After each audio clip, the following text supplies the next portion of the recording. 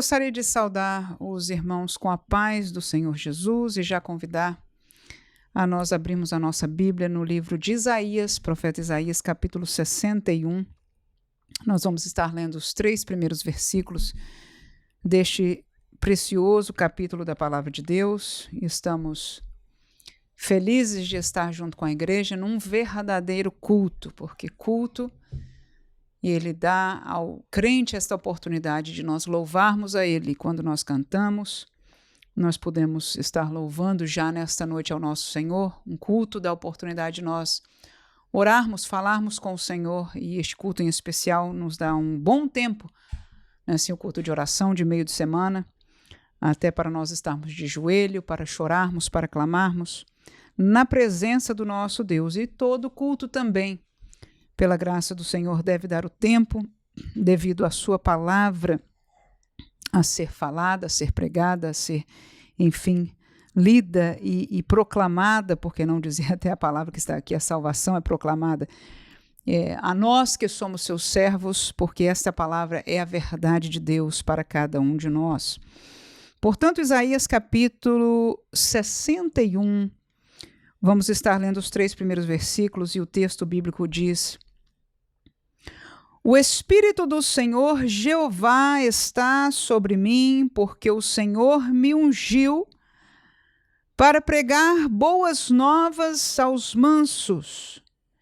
Enviou-me a restaurar os contritos de coração, a proclamar liberdade aos cativos e a abertura de prisão aos presos, a apregoar o ano aceitável do Senhor e o dia da vingança do nosso Deus, a consolar todos os tristes, a ordenar acerca dos tristes de Sião, que se lhes dê ornamento por cinza, óleo de gozo por tristeza, vestido de louvor por espírito angustiado, a fim de que se chamem árvores de justiça, plantação do Senhor, para que ele seja glorificado. Quando nós olhamos para um texto desse, não é o meu forte falar sobre os profetas, o Antigo Testamento. A irmã Vânia tem ensinado a cada sábado no nosso canal do Devocional sobre os profetas, Jeremias, agora Isaías, ainda que ela está no capítulo 7 deste profeta. Mas a palavra é para todos nós, e quando nós nos deparamos com este texto hoje, sentimos de compartilhá-lo. E está num destes livros proféticos que, confesso mais uma vez, não é o forte do meu ensino, do meu conhecimento, mas é a palavra de Deus para todos nós.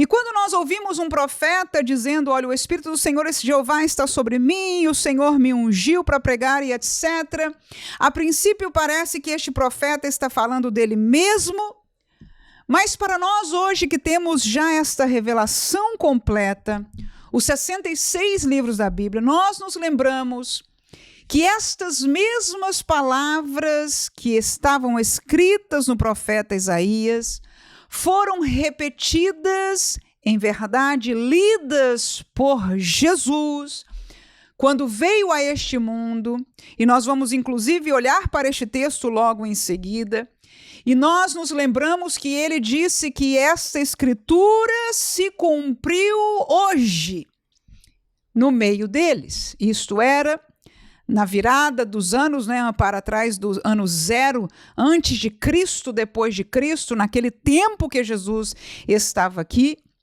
Então Jesus ali estava dizendo que esta profecia estava sendo cumprida naqueles dias, naquele momento. E, portanto, nós entendemos que este que tinha a unção do Pai para operar aquilo que nós acabamos de ler não era o profeta Isaías, não é cada um de nós, mas era a pessoa de Cristo Jesus. E isso é algo que acontece com muitas profecias.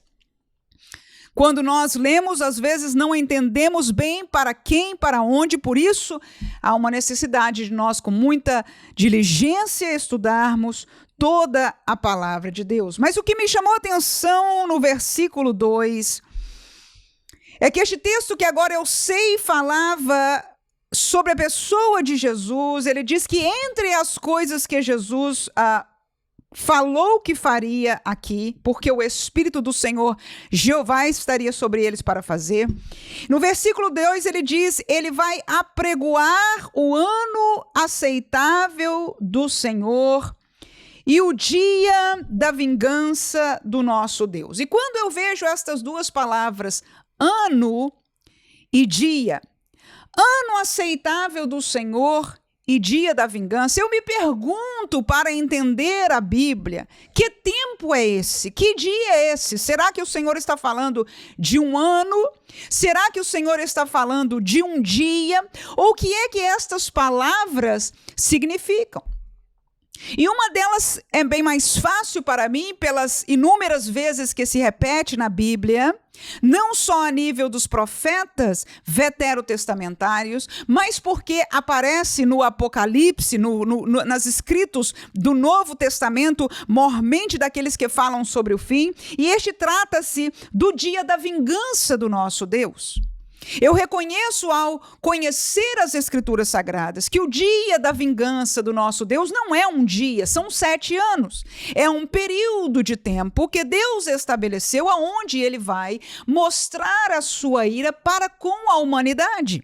Aqueles que rejeitaram a salvação do Senhor, que rejeitaram o plano de Deus, o amor de Deus, a extensão da graça de Deus, não é? Passarão pela ira do Senhor, e este momento, este dia, que não é um dia em termos do nosso contar humano, são 7 anos pela Bíblia Sagrada, mas este tempo de grande tribulação é conhecido como o dia da vingança do nosso Deus. E muitas coisas acontecerão, muitas coisas estão reservadas para este tempo, e logo depois deste tempo haverá a instituição de um reino, não é, do reinado do próprio Messias aqui nesta terra, que também nós pela Bíblia conhecemos como o reino milenial, não é, ou o milênio.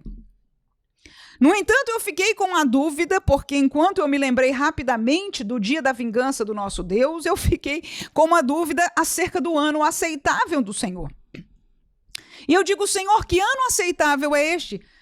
E para resolver este assunto, eu fui ao texto que Jesus usou essas palavras de Isaías, e ele repete essa colocação do ano aceitável, dizendo que ele veio, não é, fazer tudo isso e anunciar o ano aceitável do Senhor, entendendo então que aquele tempo, a plenitude dos tempos, a vinda de Jesus, em verdade, não só a vinda, mas especialmente o ministério de Jesus, que aos 30 anos, depois que ele foi tentado, porque o Espírito de Deus o levou ali para ser tentado no Monte da Tentação, e que ele desce e agora ele começa o seu ministério, depois do seu batismo também, não é isso? Então ele começa o seu ministério, este agora tornou-se o ano aceitável do Senhor. O tempo onde o reino de Deus seria, enfim, explicado, trazido ao conhecimento daqueles que receberam a promessa, porque ele veio para o que era seu, era o seu povo. Ainda que Deus tinha na sua planilha, no seu desejo, no seu coração, o Deus que disse que amou o mundo de tal maneira e enviou ao seu Filho para que todo aquele que nele crer, ou seja, já se sabia nas entrelinhas que a salvação seria entregue ou oferecida para todo o mundo demográfico, inclusive os gentios, mas ele veio primariamente para o seu povo, a nação de Israel. E é interessante que ele diz neste versículo 2, terminando aqui com Isaías, para nós passarmos para o texto de Lucas, ele diz que ele veio a pregar o ano aceitável do Senhor, o dia da vingança do nosso Deus, e a consolar todos os tristes. E quando eu li isso, eu fiquei consolada, Vou dizer por quê. Porque eu queria muito meditar no versículo 3, que eu achei lindíssimo. Ele diz: a ordenar acerca dos tristes de Sião, que lhes dê ornamento por cinza, óleo de gozo por tristeza, vestido de louvor por espírito angustiado. Irmão, que coisa bonita falar disso, né? A cinza fala do luto, fala da tristeza, e aí Deus promete que vai haver ornamento, ou seja, vestidos alegres, né? Óleo de gozo por tristeza, o óleo trata-se da alegria também, ao contrário, vestido de louvor. Eu não vou ficar aqui porque eu não posso ficar neste versículo, mas eu achei tão bonito estas palavras que eu disse: olha, eu vou meditar aqui. Mas logo no versículo ele diz: vou ordenar acerca dos tristes de Sião, ou seja, eram alguns tristes. Aleluia! A profecia estava: olha, para os tristes de Sião eu vou trazer esta realidade. E eu disse: Senhor, mas e nós que não somos os tristes de Sião? Aí, graças a Deus, no versículo 2, como eu disse, eu fui consolada, que diz que ele veio a consolar todos os tristes, aleluia, todos os tristes. Aí ele diz agora, especificamente no 3, mas aos tristes de Sião eu vim ordenar esta realidade. Por que eu estou chamando a atenção? Porque eu vejo que no versículo 3, esta realidade dos tristes de Sião tem a ver mais, não necessariamente com o ano aceitável, mas com o processo que vem depois do dia da vingança do Senhor. Porque ele diz no fim desse versículo 3, a fim de que se chamem árvores de justiça, plantação do Senhor, para que ele seja glorificado. Este tempo, então, vindouro, vai ser quando estes tristes de Sião, esta nação que vai ser reconstituída, se tornará por fim árvores de justiça, vão ser a plantação do Senhor. E você vai ler no versículo 4, não nós aqui, mas vendo, e eu já vou só contar para você, 4, 5, 6, vai mostrar então desta restauração, deste colocar de Israel num lugar assim abençoado outra vez, onde as demais nações o verão, e isso acontecerá depois do dia da vingança. Mas eu quero voltar ao nosso contexto, ao contexto da pregação de Jesus, que usou este texto de Isaías, capítulo 4, portanto, de Lucas, a partir do versículo 14. Lucas, capítulo 4, versículo 14. Diz o texto que então, pela virtude do Espírito, voltou Jesus para a Galileia.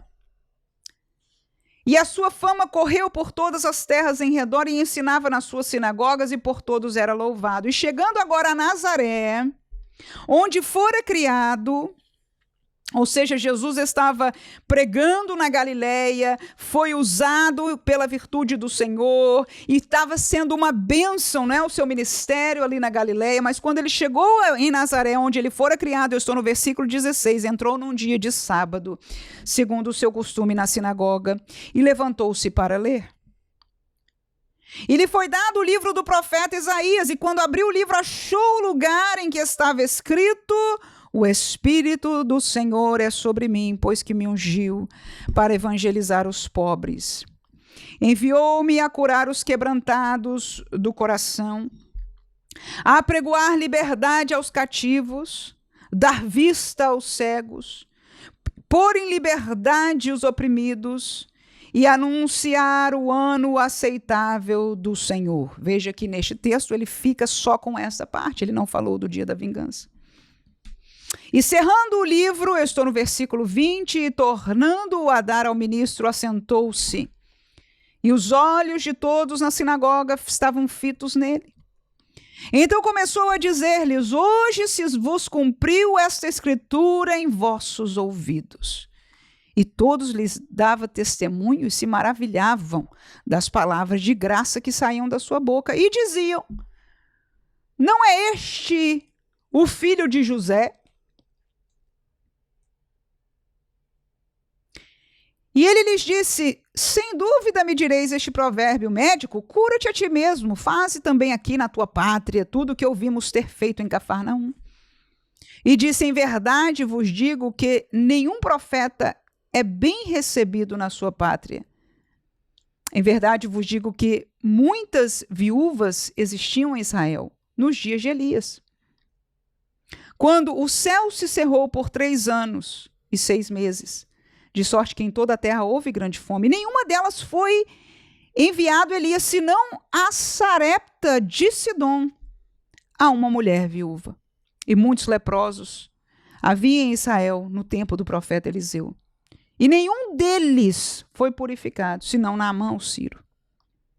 E todos na sinagoga, ouvindo estas coisas, se encheram de ira. E levantando-se, o expulsaram da cidade, o levaram até o cume do monte em que a cidade deles estava edificada, para dali o precipitarem. Ele, porém, passando pelo meio deles, retirou-se. E desceu a Cafarnaum, cidade da Galiléia, e ensinava nos sábados. E admiravam a sua doutrina, porque a sua palavra era com autoridade.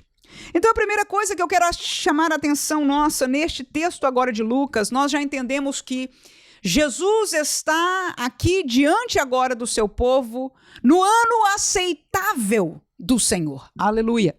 Num tempo onde a salvação, a plenitude dos tempos, o poder de Deus tinha por fim vindo para operar tais maravilhas. Quais delas? Quais delas?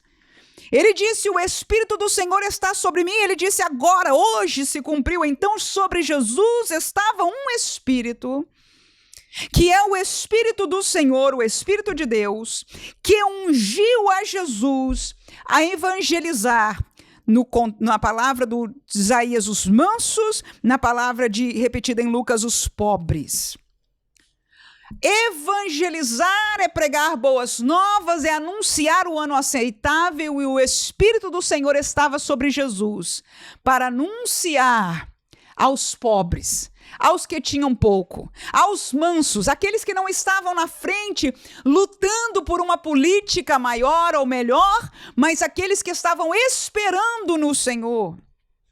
O Espírito do Senhor estava sobre ele para curar os quebrantados de coração. O texto de Isaías diz os contritos e quebrantados de coração são pessoas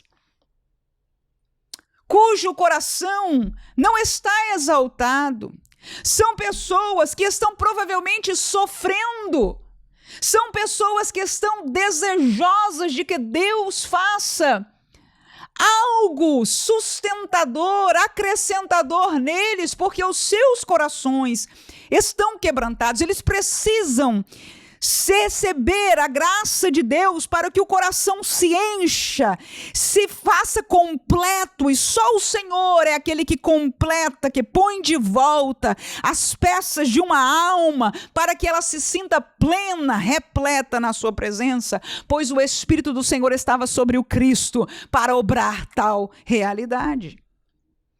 Estava sobre ele para trazer liberdade aos cativos. A verdade é que o pecado faz o homem servo dele, é um cativo, é um prisioneiro. A verdade é que nós muitas vezes somos cativos do nosso próprio sentimento. É verdade que a sociedade pode fazer cativos. No tempo dos romanos que Jesus estava, era uma destas realidades. Aqueles que tiverem qualquer tipo de prisão, ele até diz, não é? Dar liberdade da prisão vista aos cegos. Ele veio obrar isso. Trazer liberdade, cativeiro, prisão, fala de não liberdade. E quando nós que conhecemos o Evangelho, nós entendemos que nós fomos chamados à liberdade. Alguns entendem isso completamente ao contrário. Pensam que nós não somos livres, que nós somos presos por uma religião e não temos liberdade de fazer nada. A palavra deles é dizer, vocês não podem nada. E é exatamente o contrário. O Senhor nos deu poder sobre o pecado e a Bíblia diz em Romanos que ele não tem mais domínio sobre nós. Portanto, nós somos livres, e esta liberdade do cativeiro do pecado e outros tantos cativeiros que a nossa alma ou a realidade espiritual nos pode colocar, o Senhor Jesus foi ungido para trazer esta liberdade, para trazer vista aos cegos. Os cegos físicos no tempo de Jesus, muitos se encontraram com ele. Algum ele curou com lodo, outro ele chamou, não é? Que dizia, Jesus tem misericórdia, gritou e encontrou o poder de dar vista aos cegos. Mas Jesus também chamou certas pessoas religiosas, piedosas, que viviam em Jerusalém e enfim em Israel naquele tempo, e diz, vocês como dizem que vêm, vão permanecer cegos. Porque a cegueira deles era uma cegueira espiritual. Mas Jesus foi ungido pelo Espírito de Deus para dar vista aos cegos. E os cegos fisicamente viram e deram testemunho até para João Batista, lembra? Quando João Batista estava preso e vacilou na fé e disse: vão lá, meus discípulos, perguntar se é ele mesmo quem nós esperávamos. Veja, Jesus disse: manda dizer a João, aleluia, que os paralíticos estão andando, que os cegos estão vendo, ou seja, a promessa profética já estava sendo cumprida, portanto era ele mesmo. E ele foi ungido para dar vista aos cegos físicos, mas também aos cegos espirituais, que criam, passavam a ver. E nós que cremos, passamos a ver. E a cegueira espiritual que muitas vezes quer assombrar a nossa vida, ela vai sair pelo poder do Espírito de Deus, e nós veremos a verdade e a realidade espiritual, porque sobre ele estava e está este poder. Abertura de prisão aos presos, e liberdade aos oprimidos. No texto de Lucas, ele veio trazer. O que eu vejo em comum em todas essas palavras é que eram pessoas que necessitavam do poder de Jesus. Eram pessoas que necessitavam da intervenção de Jesus. Eram pessoas que tinham necessidade e anelavam, porque eram os mansos, os pobres, os quebrantados de coração. Era gente cativa, era gente cega, era gente oprimida, era gente que estava presa. E isso era o que havia em comum nestas pessoas. E o Espírito do Senhor veio sobre Jesus para fazer tudo isso e anunciar o tempo que ele estava vivendo, este ano aceitável. E o que aconteceu? O que aconteceu é que aqueles que estavam ali na sinagoga ouviram aquelas palavras, ouviram Jesus dizendo: hoje se cumpriu. Mas naqueles momentos eles caíram numa tentação muito grande. Qual foi? Eles caíram, eles foram tentados e caíram. Porque se você olhar para o versículo 22, ele diz que todos davam testemunho e se maravilhavam do quê? De duas coisas, da palavra e da graça. Na verdade, ele diz das palavras de graça que saíam da sua boca. Então era da palavra. Das palavras que tinham graça, da palavra da graça que saía da sua boca. Ou seja, a palavra maravilhava as pessoas. Mas naquele momento eles foram tentados de olhar para além da palavra na pessoa, no homem Jesus. E como eles não reconheciam, como nós hoje sabemos, gente, é um homem, mas era Jesus, era o Filho de Deus. Eles ali não tinham este entendimento. Então, quando eles olharam para o homem, foi aonde eles foram tentados. Se eles tivessem ficado sustentados na palavra, a fé, aleluia, abriria os seus olhos para que eles entendessem que, ao dizer aquele homem que isto se cumpriu nele, ele era o enviado de Deus. Mas eles caíram na tentação de olhar para o homem por trás. Na mesma hora, você viu o versículo aqui que dizia: não é este o filho de José? Jesus estava na sua terra natal, em Nazaré. Ali todo mundo conhecia o seu pai e a sua mãe. Ali todo mundo viu ele aprendendo carpintaria quando ele era menino. O viu crescer. Então, quando Jesus pregou a palavra naquele dia, naquela sinagoga, leu em verdade, trouxe aquela revelação tão maravilhosa que hoje nós estamos aqui alegres em ouvir e reviver este momento. Aquelas pessoas num instante se maravilharam, mas ao invés de tomar vantagem e a graça da palavra e, enfim, viver toda aquela libertação que Jesus agora veio para cumprir, eles foram olhar para o homem atrás e disseram: não é este o filho de José? E Jesus soube disso. Jesus viu isso.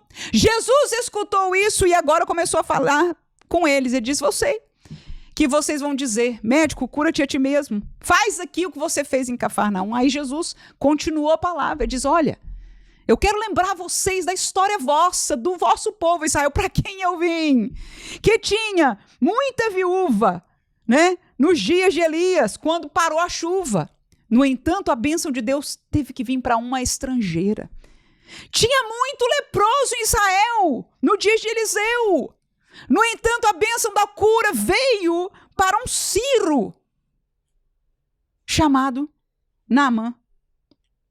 E eles entenderam a mensagem.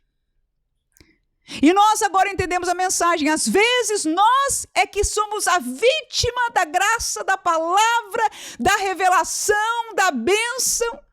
Mas se nós não segurarmos-nos nela, não guardarmos no nosso coração, não aceitarmos a palavra, o que vai acontecer, o que aconteceu com Israel, é que ao invés de viver com a bênção do Senhor, o Senhor acabou abençoando outros de fora para que ficasse escrito esta verdade. E eles ouviram esta palavra de Jesus e diz a palavra aqui no 28 que todo mundo ficou irado. Todo mundo na sinagoga, ouvindo estas coisas, se encheram de ira e tentaram até ir matar a Jesus. O que é que eu vejo na realidade daqueles homens que ali estavam? É que eles não se acharam carentes da palavra. Eles ouviram a palavra e a revelação, mas eles não eram mansos, pobres, quebrantados de coração, cativos. Porque Jesus fala esta mesma realidade a um outro grupo, que talvez parte deles estivesse aqui, não sei. Enfim, era um outro grupo, que eu penso que da outra foi em Jerusalém. Ele disse, eu não vi, o médico não vem cuidar daqueles que estão sãos, mas aqueles que estão enfermos. Então, em outras palavras, a minha virtude, a libertação, a graça que eu venho dar, o evangelho que eu venho anunciar, não vai alcançar vocês, porque vocês se acham sãos. E esta foi a grande diferença. Porque muitos foram alcançados, porque eram sedentos. O fim deste texto nós terminamos com 32, que quando ele agora sai de Nazaré, vai para Cafarnaum, as pessoas se admiravam da sua doutrina, porque a sua palavra era com autoridade. Eu termino esta breve meditação nos chamando a atenção de que nós, crentes, continuemos anunciando a palavra do evangelho que Jesus nos deixou com autoridade. Muitos se enervarão, mas a mensagem que Jesus pregou é a verdade, e Jesus a entregava com autoridade, e ele disse aos seus discípulos que fizessem como ele, que seguissem o seu exemplo, e isso foi aquilo que os 12, 11, depois um 12º entrou, começaram a fazer, e é isto que a igreja de Atos dos Apóstolos fazia, que ensinava e pregava a palavra com autoridade. Aqueles que escutarão são aqueles que se acham necessitados. Nós mesmos alcançaremos a virtude do Senhor, de libertação, de graça, de tudo que Jesus veio fazer, se nos acharmos necessitados. O Espírito do Senhor estava sobre ele para obrar, e hoje o Espírito de Deus está na igreja e usa a quem quer e como quer para vitória da igreja. Os dons estão espalhados, não está em um, está em vários. O ministério é dado ao pastor, o ministério é dado ao evangelista, o ministério é dado à igreja, para que haja tudo isso na igreja. Hoje o Espírito do Senhor está sobre a igreja e ele continua obrando obras maravilhosas, mas obra naqueles que o coração precisam dela, verdadeiramente. Agora o que acontece muitas vezes é que nós sentimos a mesma tentação que aquelas pessoas sentiram. Qual é? É de olhar para o homem atrás. Quem é que está trazendo esta mensagem? Não importa. A virtude, vamos tomar atenção disso aqui, do homem de trás é a virtude da própria palavra. Porque alguém que escuta a palavra com virtude, ou seja, ninguém de uma boca apodrecida, de uma boca errada, não vai sair a palavra com a virtude de Deus. Pode até sair as letras do evangelho. Amém? Pode até sair uma bela pregação, estruturada, harmonizada, com conhecimentos das coisas dos nossos dias, até das revelações do Apocalipse, até de toda sorte de teologia. No entanto, a virtude da palavra de Deus, que era que estava sobre Jesus e que ele hoje entrega a mim e a você como igreja, para nós pregarmos as pessoas na rua, para pregarmos a nível da igreja, e onde nós caminhamos como igreja. Aleluia!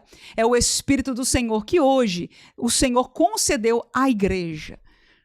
Mas alguns erram aí, né? E se prendem, se pegam. Qual o problema?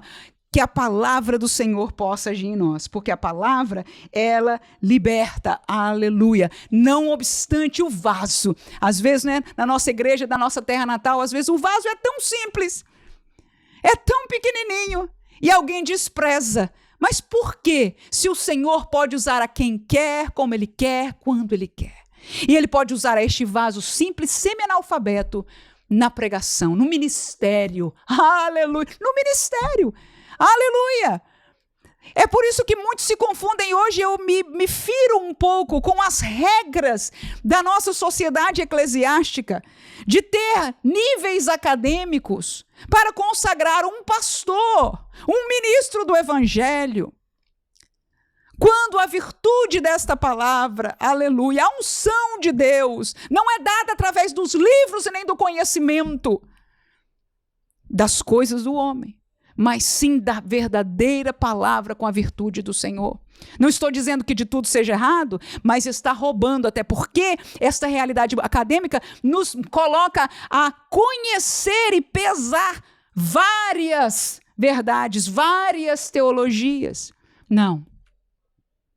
O Espírito do Senhor estava sobre Jesus para uma obra única, uma obra espiritual. E ele usa a pessoa simples. Ele usou um William Seymour lá em 1906. Ele usou aos nossos missionários, gente estudada, mas que viveu este evangelho simples que chegou no nosso Brasil no começo do século também, para pregar o evangelho. Qual era o evangelho que Daniel Berg levava de cidade em cidade? Era este mesmo que Jesus pregou, mas que nós possamos continuar ensinando, pregando esta palavra com autoridade. E enquanto muitos vão olhar para nós, quem é você? Que diploma você tem? Alguém outro dia me perguntou, que estudo você tem para você falar tais coisas, para falar com tal ousadia? Tá vendo aí? Essa é uma realidade. Olhou para o homem e aí perdeu de levar para si, para o seu coração, a virtude que a todos nós foi dado. Quando ele decide por todo mundo, era para a igreja. Pregue o evangelho, cure os enfermos, aleluia. Leve os sinais que seguirão aos que crerem, aleluia. Que Deus nos guarde de amar, guardar, viver, ensinar e pregar esta palavra com autoridade, porque os sedentos, os quebrantados de coração, como nós um dia nos encontramos para a salvação, nós fomos alcançados pelo milagre da libertação, amém? E hoje, muitas vezes, nós nos encontramos pelas realidades da vida, mesmo como crentes, precisamos guardar um coração quebrantado, para que o Senhor continue a obrar o seu poder em nós, porque no momento que nós nos acharmos cheios já, foi o que aconteceu com aquele grupo de pessoas, né? Começaram já, quando a gente tem, que está estruturado, a gente começa a olhar para o homem. Quando a gente está sedento, irmão, você lembra disso? Você lembra de chegar num culto quebrantado? Eu tenho lembrança, não mesmo da minha conversão, porque eu cresci na igreja, tenho experiência, mas não foi aquela coisa, né? Mas como crente, nos dias das minhas fraquezas, lá na adolescência, meus baixos da vida de crente, chegar em um culto quebrantada, acabada por dentro, humilhada por dentro, talvez porque pequei contra o Senhor, ou porque estou fria, estou cansada de viver essa vida, seja o que for. Que lindo! Quando a mensagem é pregada, no dia que eu fui batizado no Espírito Santo, eu não me lembro quem pregou, eu não me lembro. Eu só me lembro do convite, aleluia! E eu fui. Glória a Deus! Por quê? Porque eu queria. E quando um ou outro amigo começou a ser batizado no Espírito Santo, eu roguei a Deus, não foi o pregador. Eu disse, Senhor, não me deixa de fora, não. Porque a palavra é a unção, aleluia, é o poder do Senhor, é o Espírito dele, que estava sobre Jesus e agora está na igreja. E não importa que seja um ignorante, não importa que seja uma pessoa ignorante aos olhos do homem, também não pode ser ignorante da Escritura. Mas, olha, irmãos, eu me chamo a atenção, eu me lembro de uma irmã na nossa igreja, que ela dizia, irmã, nosso pessoal lá de onde eu sou, lá de Angola, mas uma área bem interior, ele disse, lá ninguém tem Bíblia, irmã. Só o pastor tem Bíblia. Só o pastor tem Bíblia. E ali a gente aprende, a gente repete as coisas que a gente vai ouvindo. E o pastor era tão simples que a maioria dos sermões era de João 3,16. Ele pregava no mesmo versículo, semana atrás semana. E a igreja enchendo, irmãos. Aleluia. E o Senhor obrando, milagres, maravilhas, salvando. Por quê? Aleluia. Porque o Espírito do Senhor está sobre a igreja. E eu garanto que quando ele pregava João 3,16, ele pregava com autoridade. E eu garanto que eram os quebrantados, eram os sedentos, eram os aprisionados, que iam para diante para serem libertos pelo Senhor, que continua a fazer até hoje. Que Deus continue abençoando a cada um de nós, a igreja do Senhor Jesus, para pregar com autoridade, para ver os quebrantados e para sermos quebrantados também e alcançarmos dia a dia a graça fortalecedora do Senhor. Amém.